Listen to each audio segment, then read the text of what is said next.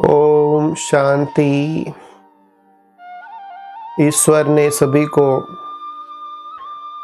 अच्छा जीवन दिया है, लेकिन वो जीवन अमूल्य तब बनता है जब हम खुश रहने की कला जानते हैं। आनंदित रहने की सहज कला कौन सी है? तो आनंदित यदि आप रहना चाहते हैं तो कोई भी जो काम है, वर्क है, मालिक बन करके नहीं करना है, लेकिन एक इंस्ट्रूमेंट बन करके, एक निमित्त हूँ। करन करावन हाँ परमात्मा है, भगवान है, मैं मालिक नहीं हूँ, कराने वाला करा रहा है। वो मुझे शक्ति दे रहा है, वो मुझे सिखा रहा है। तो आप मस्त रहेंगे, निश्चिंत रहेंगे और कार्य भी बहुत अच्छा होगा और टेंशन भी नहीं रहेगा। जीवन खुशहाल हो जाएगा, आनंदित हो जाएगा। तो इसके ऊपर ही आज की प्रेरणादायी कहानी है, जिस कहानी का नाम है आनंदित रहने की कला। तो एक राजा था।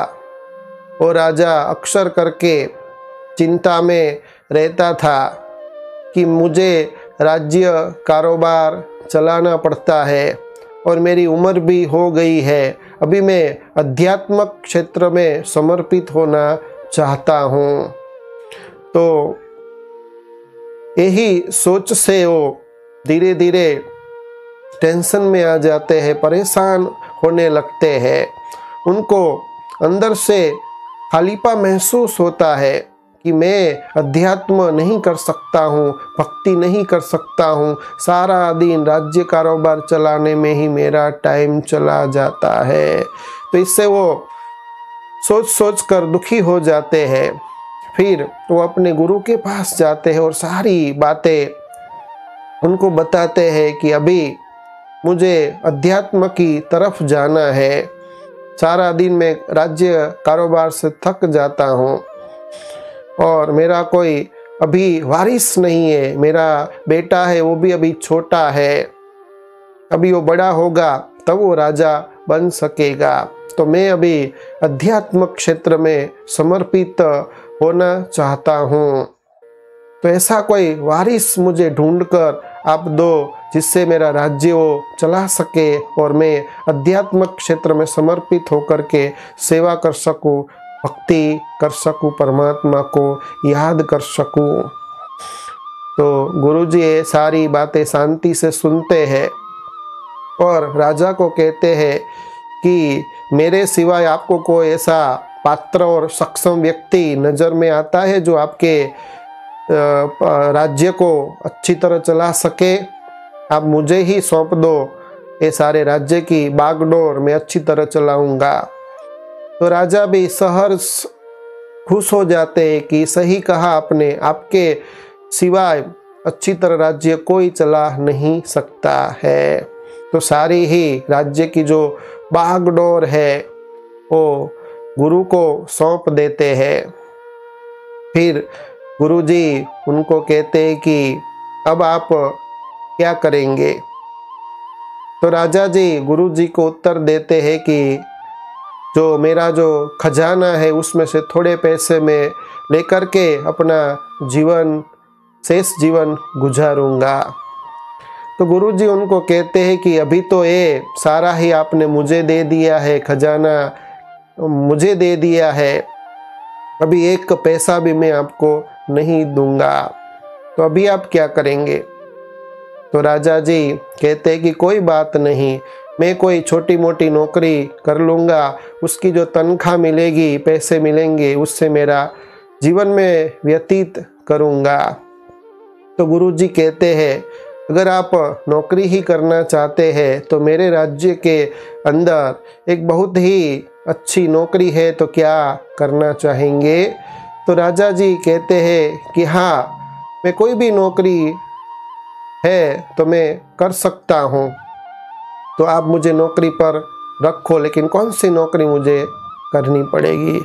तो गुरुजी कहते हैं कि मेरे राज्य के अंदर एक राजा की नौकरी खाली है, तो आप राजा की सीट के ऊपर बैठ जाओ, आपको नौकरी करनी है और महीना पूरा होने के बाद खजाने से अपनी तनख्वाह ले लेनी है। तो इतना कहते हुए उसको गुरुजी नौकरी के ऊपर रख देते हैं और फिर गुरुजी चले जाते हैं और 1 साल के बाद आते हैं। तो राजा जो चिंता कर रहा था एकदम खुश दिख रहा है। अभी तो नौकरी कर रहा है तो राज्य भी अच्छी तरह से कारोबार भी चलाता है, साथ साथ भक्ति भी कर रहा है, परमात्मा को याद भी कर रहा है और सेवा भी कर रहा है। तो ये छोटे से दृष्टांत के द्वारा उनको ये सीखने को मिलता है कि जैसे ये दृष्टांत के अंदर दिखाया कि वही राज्य है, वही राजा है, वही काम है, परंतु पहले वही काम के लिए, कारोबार के लिए, राज्य के लिए राजा को टेंशन था, विचार चल रहा था कि मैं भक्ति नहीं कर सकता हूँ, मैं अध्यात्मक क्षेत्र में नहीं जा सकता हूँ, सारा ही समय इसमें मेरा चला जाता है। तो केवल दृष्टिकोण उन्होंने चेंज किया। दृष्टिकोण चेंज करने से, परिस्थिति सिचुएशन चेंज करने से वही काम है, वही राज्य है, फिर भी वो अध्यात्मक क्षेत्र में भी अपना समय दे सकते हैं और अच्छी तरह राज्य कारोबार भी चला सकते हैं। तो हम सभी को जीवन में भी यही दृष्टिकोण अपनाना चाहिए, क्योंकि जो सिचुएशन है वही जो स्थान है, स्थान चेंज करने से स्थिति हमारी सुधरती नहीं है। हम अपने जीवन को सुखी नहीं बना सकते हैं। वही सिचुएशन में, वही स्थान में रह करके केवल अपनी दृष्टिकोण को चेंज करना है और यही दृष्टिकोण हमें अपनाना चाहिए सुखी बनने के लिए, आनंदित बनने के लिए कि मैं मालिक नहीं हूँ। मुझे ये जो वर्क मिला है, तो परमपिता परमात्मा दुनिया का जो मालिक है, विधाता है, उन्होंने मुझे एक काम सौंपा है, मुझे अच्छी तरह से उनको खुश करने के लिए काम करना है। तो जब मालिक न बन करके, सेवक बन करके कोई काम करेंगे तो आप अच्छी तरह से काम कर सकेंगे, टेंशन भी नहीं रहेगा।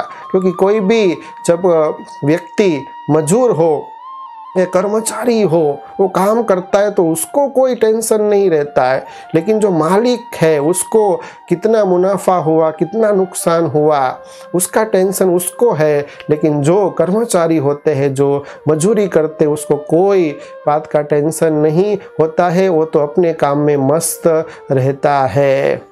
तो आज से हम सभी ये तय करें कि जीवन जिए लेकिन सब कुछ वो जाने, बस उसका कार्य जाने, केवल मैं निमित्त हूँ, मुझे अच्छी तरह से कार्य करना है, आनंदित होकर कार्य करना है, तब काम भी अच्छा होगा और जीवन में खुशहाली भी आएगी और दुख अशांति सदा के लिए जीवन में गायब हो जाएगी, छू मंत्र हो जाएगी।